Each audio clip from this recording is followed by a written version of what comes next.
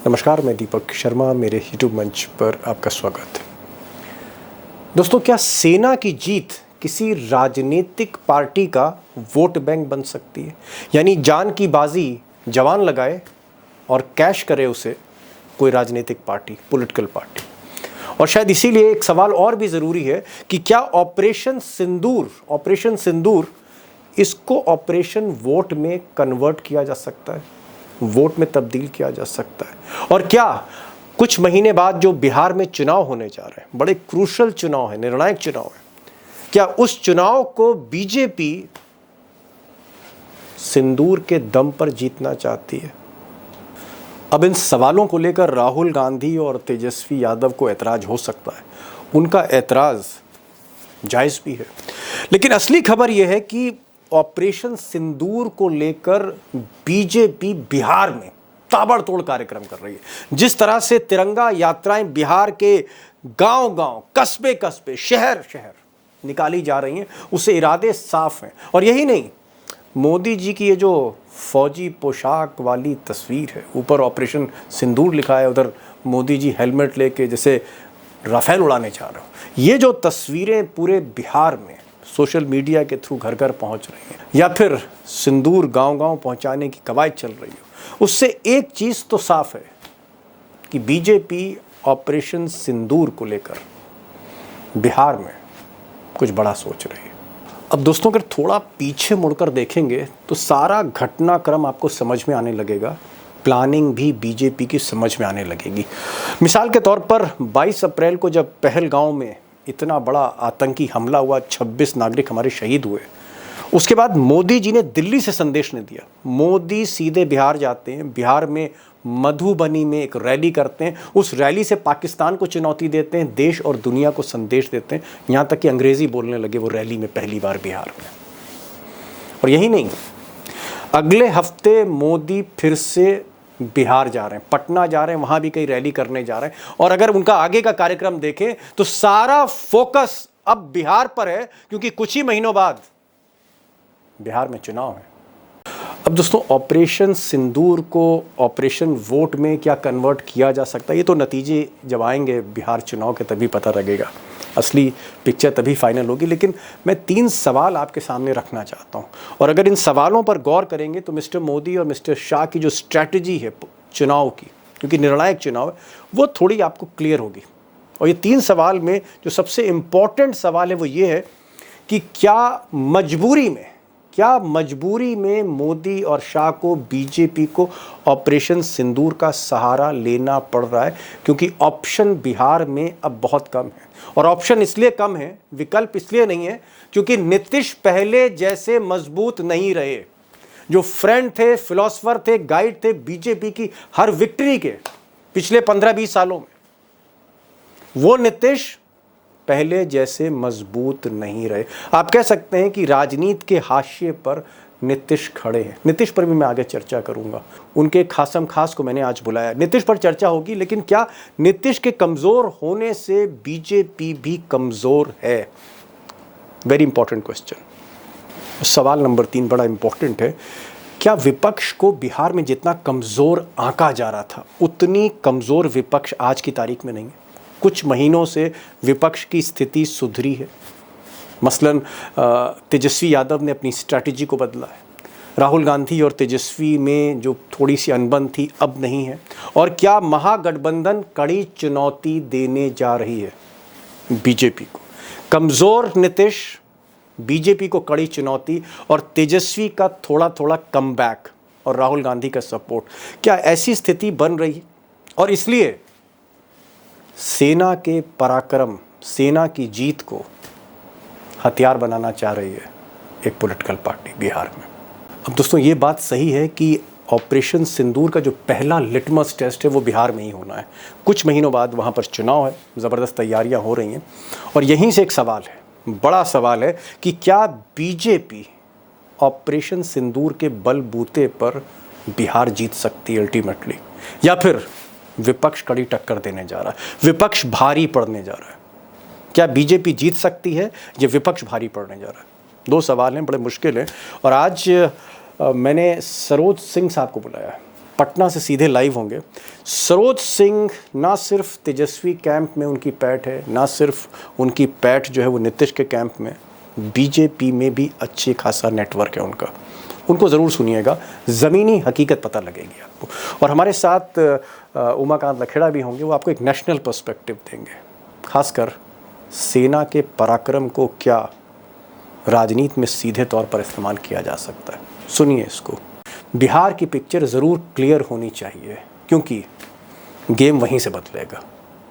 सरोज जी, आप तो पटना में हैं, पाटलिपुत्र में हैं, सारा नज़ारा देख रहे हैं। ऑपरेशन सिंदूर कह लीजिए या ऑपरेशन बिहार कह लीजिए, पहली रैली भी मोदी जी बिहार में ही करते हैं, वहीं से संदेश देते हैं ऑपरेशन सिंदूर के बाद, और फिर जो है वो बिहार आ रहे हैं।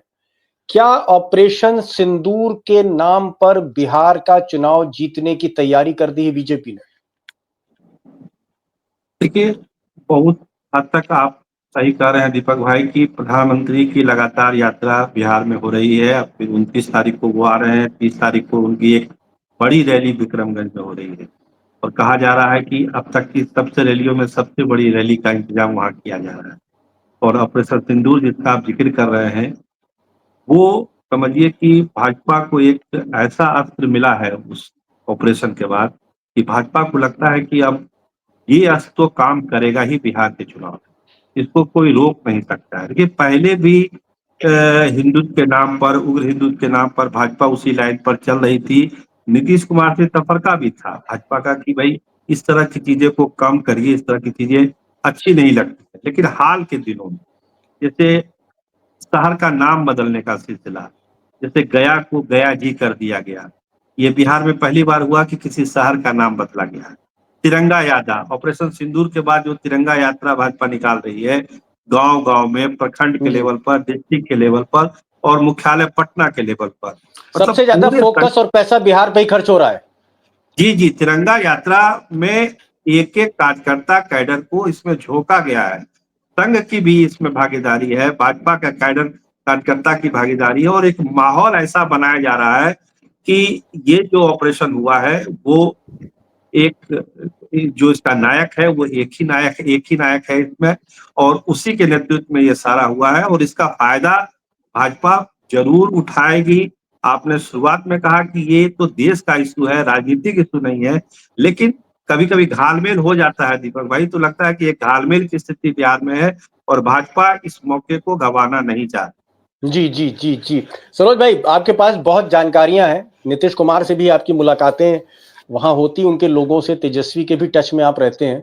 मैं ये जरूर पूछूंगा आपसे अगले राउंड में कि क्या मोदी जी कामयाब होंगे ऑपरेशन बिहार में या ऑपरेशन सिंदूर कह लीजिए आप, उस पर मैं आऊंगा। लेकिन मेरा लखेड़ा साहब से पूछ रहा हूँ। लखेड़ा साहब, सवाल ये है कि सेना का जो पराक्रम हमने पाकिस्तान में देखा कि हमारी सेना 50 साल बाद उसने पंजाब में, पाकिस्तान का जो पंजाब है उसके भीतर जाके हमला किया, आतंकवादियों के ठिकाने नष्ट किया, हमने सब देखा, पाकिस्तान ने भी एक्सेप्ट किया। क्या सेना के शौर्य को, सेना की जीत को, सेना के दमखम को, उसके पराक्रम को चुनाव में कन्वर्ट कर देना चाहिए? ये क्या सही बात है, या मोदी जी को महारत हासिल है कि सेना के पराक्रम में भी वो वोट ढूंढते हैं? ये बुनियादी तौर पर ये राजनीतिक अनैतिकता है। इसलिए राजनीतिक अनैतिकता है कि आप सेना के नाम पर वोट मांगे और पोलराइज करें सोसाइटी को, और इस पोलराइजेशन से आपको लगे कि सेना का नाम ले लो उससे हमें वोट मिल जाए। सेना इंडिपेंडेंट होती है। सेना, हमारी सेना पाकिस्तान की सेना की तरह नहीं है या बांग्लादेश की सेना की तरह नहीं है। हम कोई दक्षिण अफ्रीका के देश नहीं है, कांगो टाइप के देश जहाँ रातों रात तख्ता पलट सब हो जाता है। भारत की सेना नॉन पॉलिटिकल है, का करेक्टर नॉन पॉलिटिकल है। सेना में बहुत बड़ी तादाद भूतपूर्व सैनिकों की है जो निश्चित रूप से वो भारत की जो एकता और अखंडता के प्रति समर्पित होते हैं रिटायरमेंट के बाद भी। लेकिन मोदी जी को और उनकी पार्टी को ये समझना चाहिए कि जो भारतीय जनता पार्टी वो भारत नहीं है, वो इंडिया नहीं है, वो एक पॉलिटिकल पार्टी है जैसे बाकी पॉलिटिकल पार्टी है। और ये इस तरह से जो करते हैं, इन्होंने किया है, 10वीं बार किया है। मैं तो ये आपको एक बता दूं कि कारगिल हुआ और कारगिल के बाद 3 साल बाद, 4 साल बाद चुनाव हुआ, कारगिल के 3.5-4 साल बाद इलेक्शन हुआ, अटल बिहारी वाजपेयी चुनाव हार गए।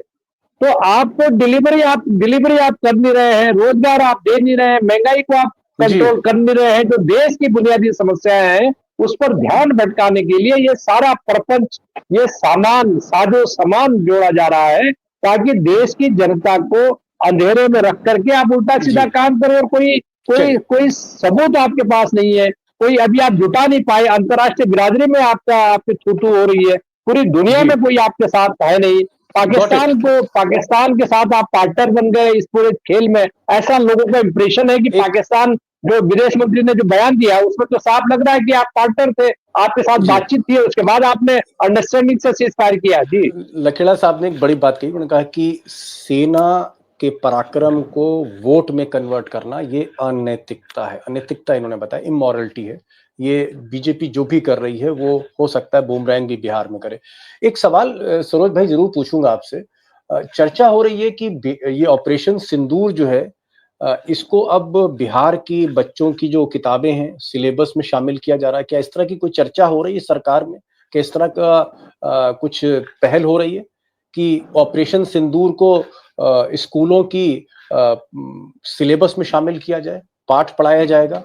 क्या ऐसा भी हो रहा है?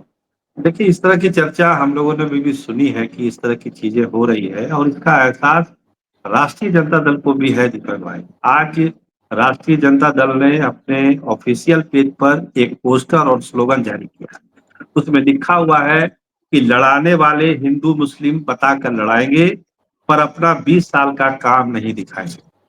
उसमें नरेंद्र मोदी की तस्वीर है, नीतीश कुमार की तस्वीर है, और कहेंगे लड़ाएंगे लेकर राम का नाम, नीतीश मोदी को केवल चुनाव से काम। ये राष्ट्रीय जनता दल के ऑफिशियल पेज पर आज पोस्ट हुआ है। इसका मतलब जिस पर हम लोग आज चर्चा कर रहे हैं उसका एहसास राष्ट्रीय जनता दल को भी है कि चुनाव को बीजेपी किस रास्ते पर ले जाना चाह रही है।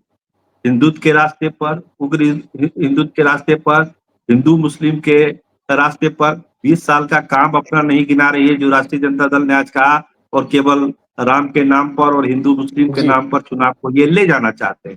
तो जो कंसर्न हम लोग का है अभी जो चर्चा में, वही कंसर्न राष्ट्रीय जनता दल का भी है।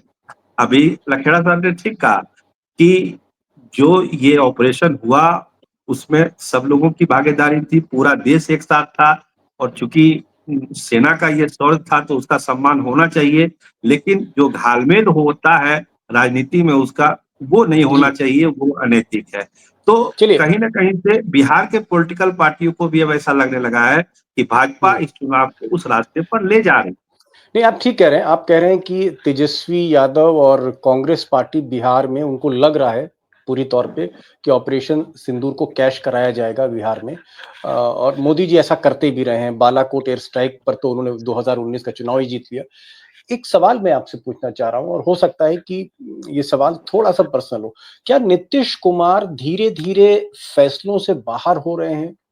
क्या नीतीश कुमार की जगह अब सीधे सीधे जो सरकार है अमित शाह मोदी चला रहे हैं बिहार की?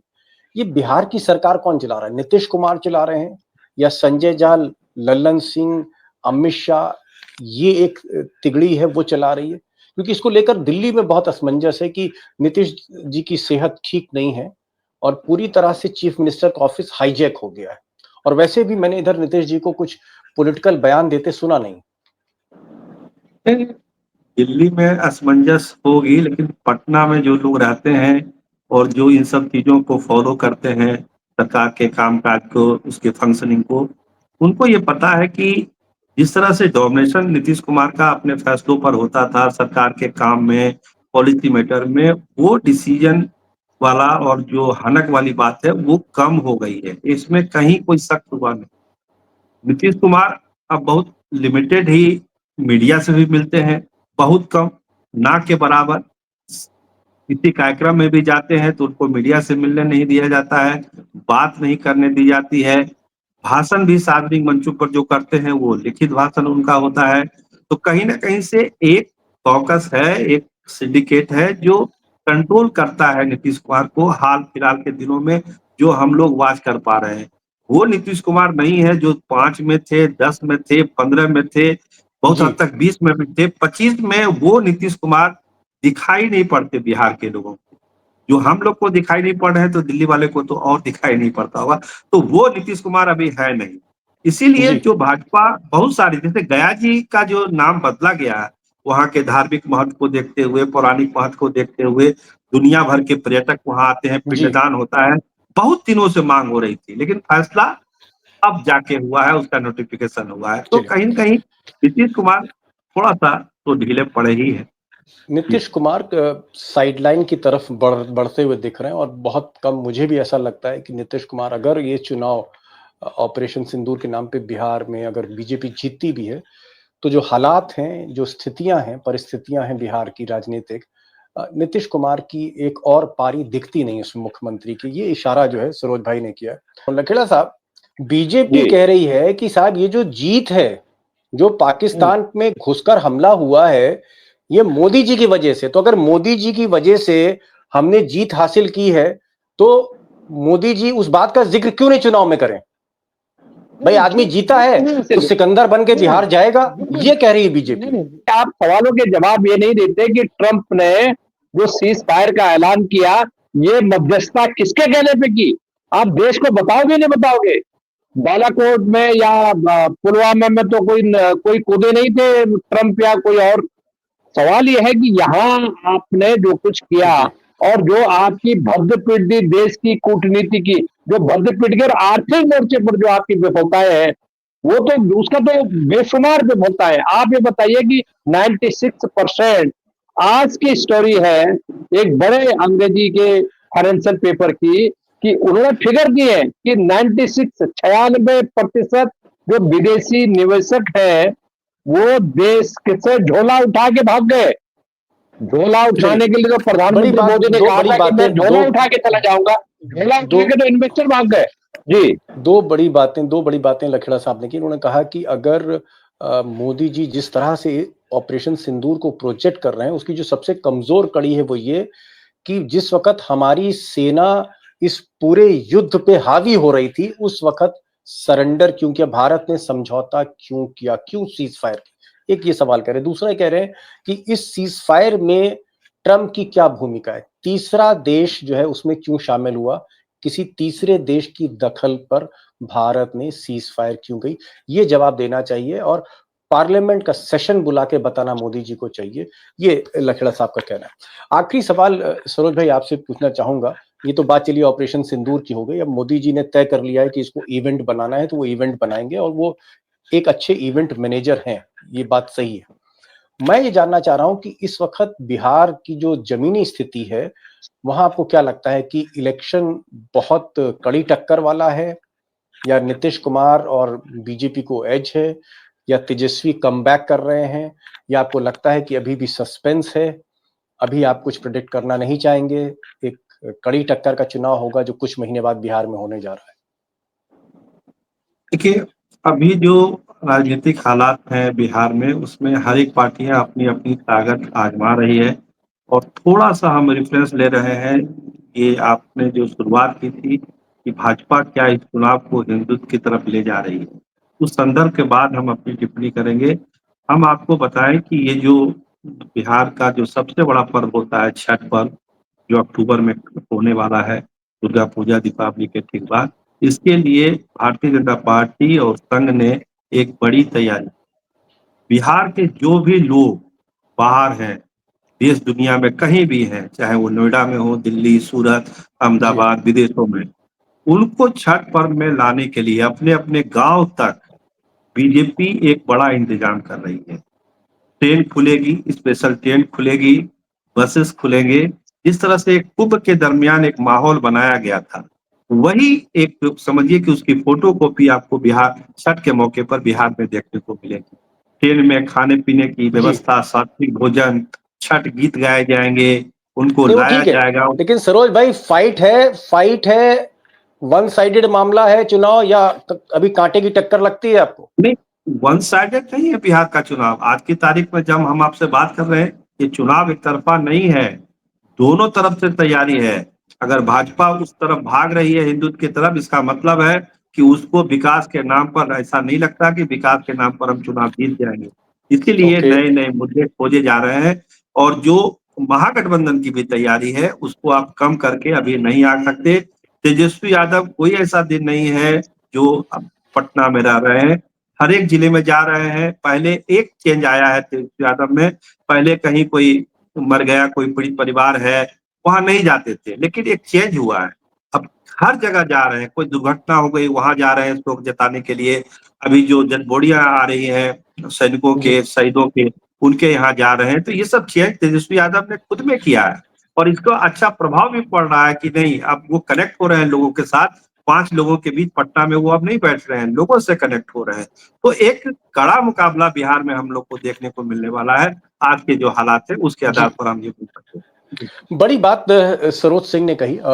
पटना पर आप कह सकते हैं, पटना से लाइव हैं इस वक्त और एक बहुत गहरी पैठ रखते हैं पत्रकार के तौर पर बिहार की राजनीति। इनका कहना है कि ऐसा नहीं है कि ये एक वन साइडेड बैटल, एक तरफा लड़ाई बिल्कुल नहीं है। निर्णायक चुनाव है, कांटे की टक्कर है। तेजस्वी यादव ने बहुत कुछ अपने को बदला है, उन्होंने ये भी बताया। और महागठबंधन में अभी भी दमखम है। एक जो बात ये कह रहे हैं, इनका ये कहना है कि अगर बीजेपी एक तरफा जीत की तरफ बढ़ रही होती तो फिर ऑपरेशन सिंदूर हो या फिर छठ की तैयारियां हो या हिंदुत्व का कार्ड खेलना हो, ये फिर बीजेपी नहीं करती। इसका मतलब कहीं ना कहीं बीजेपी को भी लग रहा है कि ऑपरेशन सिंदूर को यहां भुनाना पड़ेगा, क्योंकि कांटे की टक्कर है। बहरहाल सरोज जी, देखते हैं आगे आगे क्या होता है। लखड़ा साहब, आप आए इस शो में और सरोज भाई, आपका भी बहुत बहुत शुक्रिया कि आपने खुलकर बातें की। और मैं सिर्फ यही कहना चाहूंगा, जो लखेड़ा साहब ने कहा था कि सेना के पराक्रम को एक पार्टी के हाथों चुनाव में कैश कराना, ये थोड़ा सा कहीं ना कहीं, मैं अनैतिक तो नहीं कहूंगा, लेकिन हाँ, कहीं ना कहीं सेना का अपमान है। अगर आप सेना को अगर आप कैश करना चाहते हो इलेक्शन में, तो मुझे लगता है सेना सबकी है। सेना कांग्रेस की भी है, सेना तेजस्वी की भी है, सेना बीजेपी की भी है, सेना लखेड़ा साहब की भी है, सेना हमारी भी है, श्रोताओं की। सेना देश की है, अपॉलिटिकल है। उसको पॉलिटिसाइज नहीं करना चाहिए, और इसलिए नहीं करना चाहिए क्योंकि बगल में पाकिस्तान है, बांग्लादेश। आपने देखा है सेना ने क्या हाल किया उसका। सरोज भाई, बहुत बहुत शुक्रिया आपका, आप इस प्रोग्राम में आए। लखेड़ा साहब, so nice of you coming on such a short notice. Thank you so much for joining this programme. Thank you so much.